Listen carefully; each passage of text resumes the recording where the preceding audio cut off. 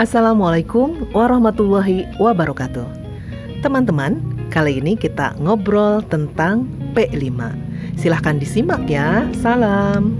Didikus Winarto, Kepala SMP Negeri 4 Rangkas Bitung, mencoba sedikit berbagi terkait dengan pengelolaan P5 di satuan pendidikan.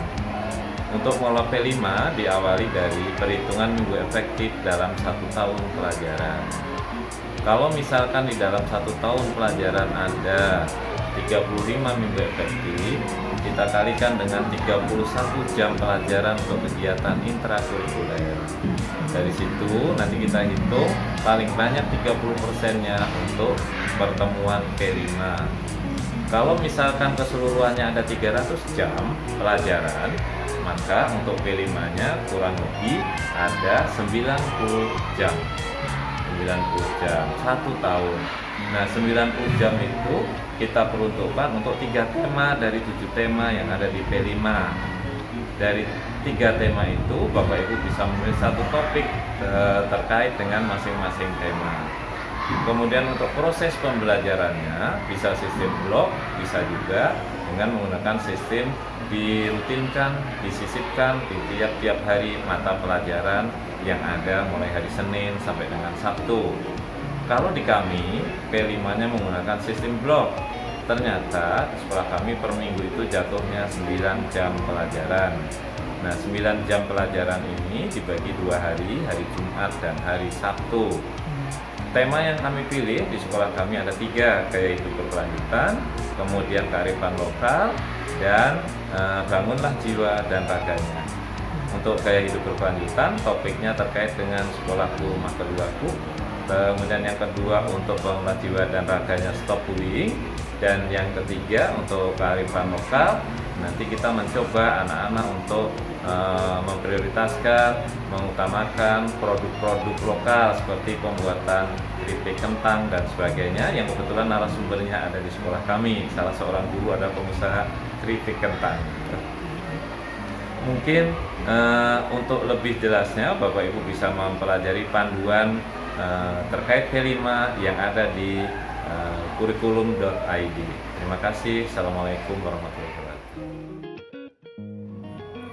Bu Eli, silahkan perkenalkan diri dulu ya. Halo, saya Eli Hendartini, guru SMP 4 Rangkas Bitung. Di sini mungkin saya akan berusaha untuk memberikan berbagi pengalaman bagaimana mengimplementasikan P5 dalam IKM, yaitu implementasi kurikulum merdeka. Banyak yang nanya nih, sebenarnya P5 itu sederhananya apa ya Bu Eli ya? Ya, P5 ini kan sebenarnya adalah kokurikuler yang harus dilakukan pada implementasi kurikulum merdeka, di mana itu adalah merupakan pembelajaran proyek untuk penguatan dimensi dari karakter P3, yaitu profil pelajar Pancasila gitu. Dan itu alokasi waktunya 20-30% dari seluruh alokasi pembelajaran yang ada dalam 1 tahun. Itu contohnya, misalnya kita ada awal pertama untuk menentukan P5 itu adalah bagaimana kita menghitung dulu minggu efektif yang kita punyai dalam 1 tahun. Karena P5 itu dilakukan 1 tahun itu kita harus memilih 3 tema. 3 tema yang sudah tersedia dari 7 tema yang ada. Nah, kebetulan SMP 4 Rangkas Bitung memilih 3 tema, yaitu yang pertama kemarin gaya hidup berkelanjutan dan sudah selesai, dan minggu ini akan masuk ke tema yang kedua, yaitu masuk bangun jiwa raganya, dengan topiknya nanti adalah stop bullying. Kita menggunakan sistem blok di SMP 4 Rangkas Bitung, yaitu di akhir minggu, hari Jumat dengan hari Sabtu khusus untuk pembelajaran proyek. Dan ini pun tidak menjadi baku, karena kita bisa juga menyimpan di antara pembelajaran intrakurikuler. Caranya bagaimana? Caranya yaitu nanti kita kalau kurikulum bilang itu menyamakan posisi kokurikuler dengan intrakurikuler. Jadi 2 jam 2 jam. Dari alokasi yang sudah kita tentukan 25% dari minggu efektif yang ada, itu kemudian dibagi menjadi 2 jam yang kemudian diselipkan di antara intrakurikuler. Jadi di sini bergabung antara kokurikuler dan intrakurikuler dalam 1 minggunya. Dalam 1 minggunya Ya, jadi reguler begitu ya. Nah, bisa juga seperti kita lakukan yaitu blok 4 hari kita intrakurikuler, kemudian 2 hari di hari Jumat dan Sabtu kita khusus untuk P5. Iya. Baik. Bu Eli bisa contohkan yang nyata gitu ya, misalnya dari modul sampai cara praktiknya satu buat biar teman-teman tambah jelas ya. Oke. Nah, sebelum masuk ke situ ya saya lupa menyampaikan dari yang tahun ini ya. Semester 1 itu ada 19 minggu efektif, kemudian semester 2-nya ada 16 minggu efektif. Itu kita punya 25. Nah, itu dibagi 3 tema. Nah, tema pertama kenanya 11 dan yang terakhir adalah 10 kalau tidak salah. Atau berapa ya? Selama setahun ya? Selama setahun. Kemudian untuk bagaimana kita mulai merancang kegiatan P5 adalah yang pertama harus dilakukan adalah kita bedah dulu dimensi karakter yang akan kita fokuskan di proyek tersebut. Contoh misalnya untuk tema 1 di kita kemarin kita fokus pada dimensi beriman dan bertakwa kepada Tuhan Yang Maha Esa.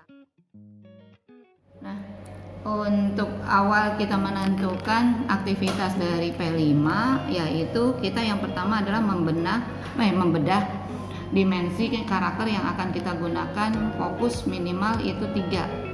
Tapi ada juga yang menyatakan boleh juga 2. Yang pasti adalah kita melihat fokusnya pada elemennya, karena setiap dimensi itu ada sub elemen dan ada elemen dan sub elemennya.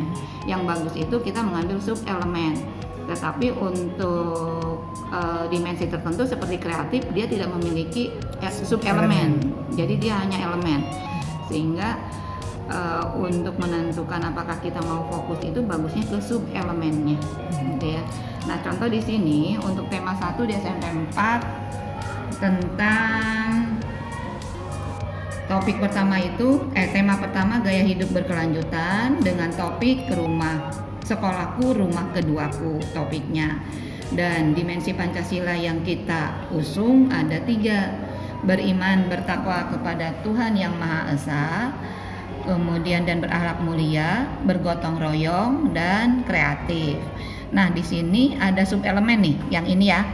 Nih, dari beriman bertakwa itu ada sub elemen yang fokus kita kembangkan, karena memang ada untuk dimensi ini ada beberapa sub elemen. Kita fokus ngambil 2, memahami keterhubungan ekosistem bumi dan menjaga lingkungan alam sekitar. Jadi ini 2 sub elemen yang akan kita kembangkan. Kemudian untuk bergotong royongnya kerjasama dan koordinasi sosial. Kreatif menghasilkan karya dan tindakan yang orisinal dan memiliki keluasan berpikir dalam mencari alternatif solusi permasalahan. Jadi setelah kita menentukan tema, menentukan topik, dan menentukan sub elemen dari dimensi P3-nya. Ada 6 dimensi kan yang ada, kemudian kita menentukan sub elemen yang ditentukan. Nah, setelah itu kita merancang alur modulnya, alur aktivitas yang akan dilalui. Dan karena tema 1 ini kebagiannya 11 minggu dan 1 minggunya 2 kali pertemuan yaitu Jumat Sabtu, maka pertemuannya saya rancang menjadi 22. Ada 4 tahapan yang harus kita perhatikan dalam P5. Tahap 1 pengenalan, tahap 2 kontekstualisasi, tahap 3-nya adalah tahapan aksi nyata, dan tahap 4-nya refleksi dan tindak lanjut. Nah, di sini kita di pengenalan ini adalah tahapan stimulus ya, bagaimana kita merancang pertemuan untuk memberikan pemahaman awal atau di tes diagnosis dulu yang awal itu di pra-projectnya dulu ya. Kita melakukan tes diagnosis terkait dengan tema atau topik yang akan kita usung di proyek itu. Nah, setelah itu kita masuk pada tahap pengenalan. Tahap pengenalan ini adalah stimulus bagaimana kita merangsang anak memberikan wawasan pengetahuan ideal sesuatu yang memang akan kita angkat dari tema yang akan kita angkat. Contoh di sini adalah topiknya sekolahku rumah kedua, ini terkait dengan sekolah sehat dan nyaman.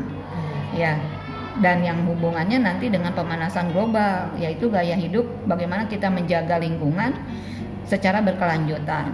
Maka pada saat itu sebagai pengenalan kami memberikan dua video yang akan ditonton siswa, yaitu tentang efek dari pemanasan global dan sekolah adiwiyata, sekolah sehat. Jadi di sini kita memberikan wawasan ideal topik yang akan kita usung.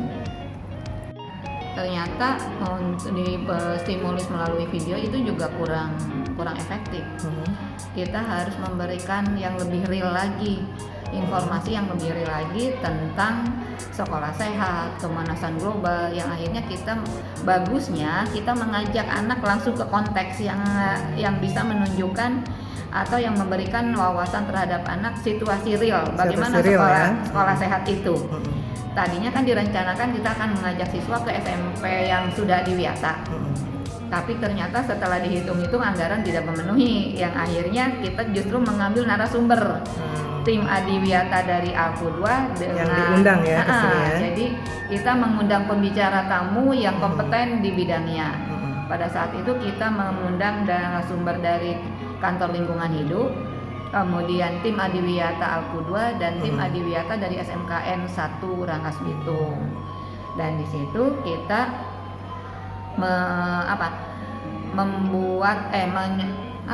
membuat forum di mana kita mendatangkan anak dan mempertemukan sumber tamu ini atau pembicara tamu ini dengan anak-anak.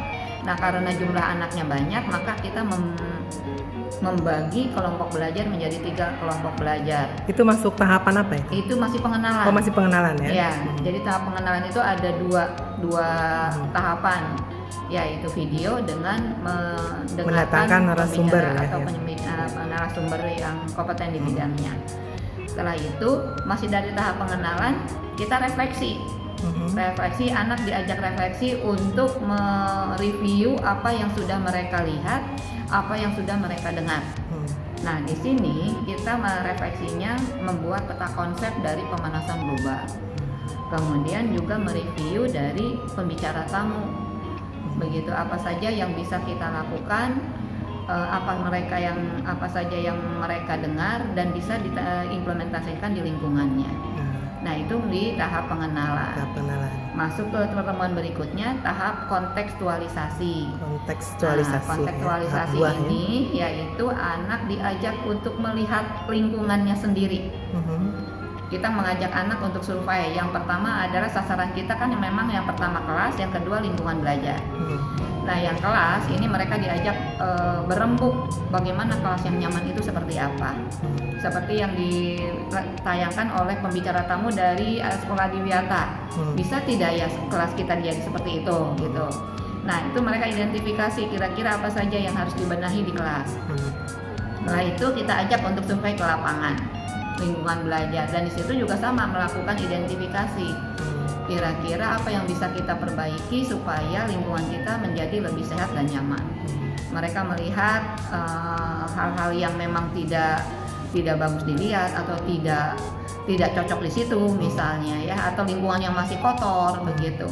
Nah, itu mereka catat hasil surveinya, kemudian kita refleksikan kembali ke kelas untuk merefleksikan dan merencanakan untuk penataan kelas dan penataan lingkungan belajar.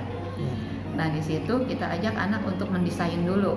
Mendesain untuk kelas, dibuat site plan ya, untuk kelas dan lingkungan belajar. Jadi tidak ujuk-ujuk kita melakukan aksi nyata, tapi merencanakan dulu sampai mereka menghitung anggaran. Menghitung anggaran karena ini kan membutuhkan biaya. Jadi, untuk anggaran ini kan memang sudah di-cover oleh bos kinerja. Jadi benar-benar di sini juga kita harus mengawasi anak bagaimana mereka membuat anggaran. Artinya kita juga harus membuat rambu-rambu platform untuk penataan lingkungan itu berapa, kemudian untuk kelas berapa, dan terutama untuk kelas ya. Untuk kelas kita juga bisa menggunakan dana dari lain, bukan hanya sumber dari bos kinerja, tapi bisa melibatkan orang tua, komite. Dan kebetulan untuk kelas saya, kelas 7F, itu alhamdulillah komitenya bisa diajak. Akhirnya kita berembuk menyampaikan keinginan siswa, karena kita ajak orang tua masuk di kelas kita dan mereka mengatakan bahwa kelas kita memang kumuh, yang akhirnya mereka berpikir untuk merubah cat dan mereka melakukan donasi. Luar biasa Alhamdulillah. ya. Alhamdulillah, keren. Alhamdulillah kita terkumpul uang hampir 500.000 untuk membeli cat, kemudian menyuruh di sini memang anak tidak mengecat langsung karena efektivitas dan efisiensi. Saya pikir kalau anak yang mengecat, bagusnya sih anak yang mengecat ya. Tapi karena kita berpikirnya efektivitas dan efisiensi, akhirnya kita menyuruh orang untuk ngecat. Itu tahapan selanjutnya ya? Itu tahapan aksi nyata. Aksi nyata ya? Iya, tahapan yang tadi kontekstualisasi itu sampai Kontekstualisasi, pada desain. Sampai pada desain Dan anggaran, dan anggaran. merancang anggaran. Nah, setelah itu kan kita merefleksi nih, apakah bisa atau tidak. Nah, ketika kita mengatakan bahwa ini tidak bisa, anggarannya terlalu besar, maka kemudian kita evaluasi. Yang mana yang bisa lanjut, yang mana yang tidak, yang harus dihentikan atau ditunda, begitu ya. Nah, di aksi nyata itu sudah fix mana yang akan dilakukan dari desain, karena setiap kelas itu desain ada 6. Ada 3 desain untuk kelas, ada 3 desain untuk lingkungan belajar, dan itu kita pilih mana yang bisa dilakukan. Dan akhirnya aksi nyata kita lakukan itu ternyata makan waktu 2 minggu, yaitu 4 kali pertemuan menata kelas dengan menata lingkungan. Dan kebetulan untuk penataan kelas kita bersamaan dengan peringatan Hari Agustusan kemerdekaan. Jadi aksi nyata itu terkait dengan lomba kebersihan kelas. Jadi ada momennya gitulah untuk penataan kelas. Dan anak bersemangat di situ. Mereka benar-benar mencurahkan semua ide kreatifnya gitu ya untuk menghias kelas. Karena tujuannya memang lomba, bukan hanya kenyamanan gitu. Setelah itu kita ke lingkungan, dan di lingkungan yang kita lakukan adalah menanam, kemudian mengecat pot, kemudian meja yang di depan itu ya di lingkungan bagian depan, kemudian tangga kita bersihkan, dan ada beberapa tanaman yang kemudian jadi kita sistemnya karena ada 10 kelas, akhirnya kita bagi wilayah, pengelolaan bagi wilayah, bagi kafling gitu. Kelas 7A, 7B, jadi setiap sudut itu ada 2 kelas dan kemudian dibagi gitu ya. Dan memang yang dilakukan itu karena berbenturan juga dengan anggaran. Di sini kita memang tujuannya adalah memberikan pengalaman belajar yang bermakna dan terbentur juga dengan anggaran. Akhirnya tidak terlihat wah gitu untuk pengelolaan lingkungan, tetapi yang jelas ada perbedaan setelah aksi nyata. Luar biasa ya pengalaman belajarnya ya. Iya, karena memang di sini ada kemudian terlihat ada pot yang lebih segar terlihat begitu ya. Kemudian tanaman lebih ada peremajaan tanaman begitu. Kemudian tanaman juga medianya terutama ada pergantian media yang kemudian kita tanam tanaman baru. Gitu. Kemudian untuk kamar mandi juga ada anak yang fokus di kamar mandi itu jadi lebih bersih. Walaupun mungkin kelemahan kita adalah di perawatan ya, yang sebenarnya proyek ini setelah aksi nyata itu ada refleksi dan tindak lanjut. Nah, refleksi ini kita melihat evaluasi apakah aksi nyata ini ada yang sudah baik atau yang perlu diperbaiki untuk tema berikutnya. Nah, itu anak kita ajak untuk refleksi juga. Kemudian ditindak lanjut. Nah, tindak lanjut ini harus ada yang direkomendasikan oleh anak untuk menjaga hasil dari proyek ini gitu. Apakah kemudian anak-anak mengusulkan ada tim satgas untuk memelihara begitu, ataukah ada kampanye ya sebelumnya setelah aksi nyata itu ada kampanye untuk menjaga lingkungan, menjaga itu. Jadi masuk ke refleksi dan tindak lanjut itu ada kampanye. Nih, mempersiapkan bahan presentasi dan kampanye saya untuk kampanye lingkungan ini di pertemuan ke-18. Jadi di sini anak membuat poster atau kaos, rancangan kaos untuk mengkampanyekan lingkungan sehat dan nyaman, gitu ya. Kemudian di tindak lanjut yaitu diharapkan ada rekomendasi yang diajukan kepada sekolah dari siswa ya. Dari siswa. bahwa mereka peduli dengan apa yang sudah mereka lakukan dan ini harus dijaga begitu. Syukur-syukur sekolah bisa membuat satu program untuk menjaga itu gitu. Nah, jangan lupa juga dari sekian banyak pertemuan di P5 ini ada tahapan penilaian. Ada asesmen formatif dan ada asesmen sumatif. Nah, Seperti apa itu? dan mereka harus mengkomunikasikan dan ini merupakan asesmen formatif. Asesmen formatifnya, jadi mereka presentasi Unjuk rasa, unjuk kerja, mohon unjuk maaf. kerja. Unjuk kerja. Jadi asesmen formatif itu tidak hanya tes lisan atau tulisan, tapi di proyek itu justru lebih baiknya unjuk kerja ya. Iya, unjuk kerja atau bisa juga dilakukan dengan pengamatan, observasi gitu ya. Dan itu tentu guru harus memiliki instrumen untuk penilaian. Ya. Nah, rubrik penilaian. Rubrik penilaiannya harus dibuat ya. Dan di tema ini saya melakukan 2 kali asesmen formatif dan 1 kali asesmen sumatif di akhir. Yang sumatif seperti apa itu? Sumatif itu kebetulan ini merupakan akhir dari tema dan itu di sumatif dilakukan juga unjuk kerja dengan presentasi, tapi yang mereka harus presentasikan adalah alur kegiatan yang sudah mereka alami dari awal ya, sampai dari pengenalan, kemudian konseptualisasi, tindak nyata ya, refleksi dan tindak lanjut ya. gitu. Nah, untuk formatif, kalau formatif itu kan baru sepotong ya, baru sampai desain. Kerja bisa penilaian diri, penilaian sesama juga bisa. Nah, ini dilakukan evaluasi diri, mereka menilai dirinya sendiri, apa yang sudah mereka lakukan dengan baik dan apa yang harus ditingkatkan selama aktivitas proyek sampai pada aksi nyata. Karena memang ketika aksi nyata kan tidak semua anak bisa terlibat langsung, walaupun kita berusaha untuk melibatkan semuanya, gitu ya. Kemudian untuk asesmen sumatif itu di akhir proyek.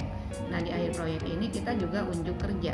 Unjuk kerja di sini adalah presentasi, mereka menyampaikan dan mengevaluasi apa yang sudah mereka lakukan dalam satu tema dari awal sampai akhir proyek. Gitu. Itu tes sumatif. Nah, mungkin itu kegiatan yang bisa kita lakukan di implementasi P5 dalam kurikulum Merdeka. Nah, untuk hasil kita memang proyek ini adalah berusaha untuk menguatkan nilai-nilai dimensi karakter pada P3. Nah, ibaratnya kita menanamkan sesuatu investasi jangka panjang ya. Kita tidak bisa melihat penanaman karakter yang kita lakukan langsung seperti kita makan sambal, karasa langsung, itu bisa. Dan tujuan kita kan yang tadi 3, bagaimana anak berusaha untuk peka terhadap lingkungan, memunculkan ide kreatifnya, dan ada kolaborasi. Yang terlihat dalam proses ini semuanya sebenarnya sudah terlihat. Hanya konsistensinya, keberlangsungannya mungkin yang perlu kita terus dampingi, terutama adalah peka terhadap lingkungan. Ya, karena masih di kelas 7 di atas itu masih terlihat sampah. Anak belum punya mungkin belum semuanya belum punya sen untuk sen off untuk merawat lingkungannya. Mereka masih mengabaikan sampah, ketika melihat sampah belum terdorong untuk mengambil dan membuangnya gitu. Mereka pikir itu bukan sampah saya gitu. Tetapi yang harus kita tumbuhkan adalah bagaimana ketika melihat sampah mereka dibuang ke tempatnya. Itu kan yang ingin kita tumbuhkan gitu.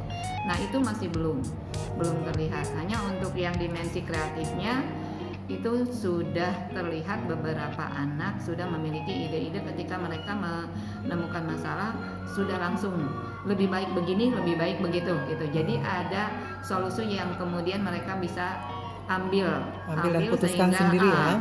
Tidak lagi, walaupun memang banyak anak ketika menemukan masalah mereka masih berteriak ke gurunya gitu, Bu ini begini, ini begitu. Tapi ada beberapa anak yang mungkin tidak semua sih, hanya karena memang terlalu banyak ya siswa di sekolah kita Jadi akhirnya tapi 50% sudah Sudah terlihat. terlihat ya perubahannya ya. Ada perubahan. Berarti Terutama memang di kolaborasi bermakna ya, pembelajaran ini bermakna iya, ya. terutama yang di Kayak lima ya. kolaborasi mungkin. Kolaborasi di sini hampir semua anak itu berkontribusi. Bisa jadi 98% mungkin ya. Dan anak-anak tertentu saja yang memang berkebutuhan khusus yang saya lihat terutama di kelas saya yang masih ngagoler ketika teman-temannya masih sedang sibuk bekerja karena ya. memang di kelas saya ada satu anak yang berkebutuhan khusus dan itu tidak bisa dipaksa begitu. Jadi kalau yang lainnya insya Allah mereka ketika diberikan tugas mereka dengan inisiatif sendiri mereka sudah ambil bagian dari PMM. Kalau tadi kita memperhatikan perkembangan karakter, nah ini akan kemudian harus kita rekam dalam laporan hasil belajar proyek.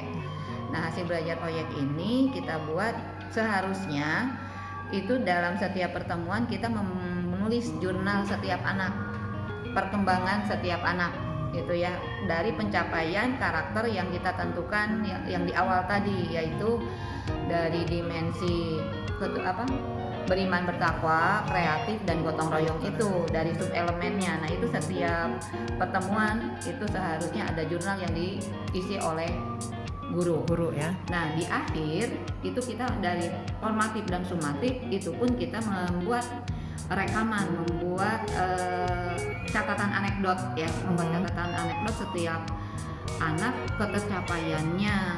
Dan kita harus sebelumnya memiliki instrumen untuk penilaian itu, yaitu rubrik penilaian ketercapaian setiap sub elemen dari karakter P5. Dan nanti ini dilaporkan pada orang tua di akhir tahun. Jadi rapot untuk proyek itu berbeda dengan rapot intrakurikuler. Untuk proyek akan diberikan pada akhir tahun. Dan rapot ini berbentuk deskripsi ketercapaian karakter setiap tema. Hanya sekali ya, tidak per semester ya. Tidak. Jadi misalnya rapot itu atas nama A, maka di situ di dalamnya ada laporan ketercapaian karakter pada tema 1, tema 2, dan tema 3. Dan nanti bentuknya adalah kalau saya lihat di PMM, di pelatihan mandiri untuk modul P5 ini adalah bentuknya itu format, kemudian di situ ada item untuk karakter, sub elemen karakter pada P3, kemudian hanya checklist saja.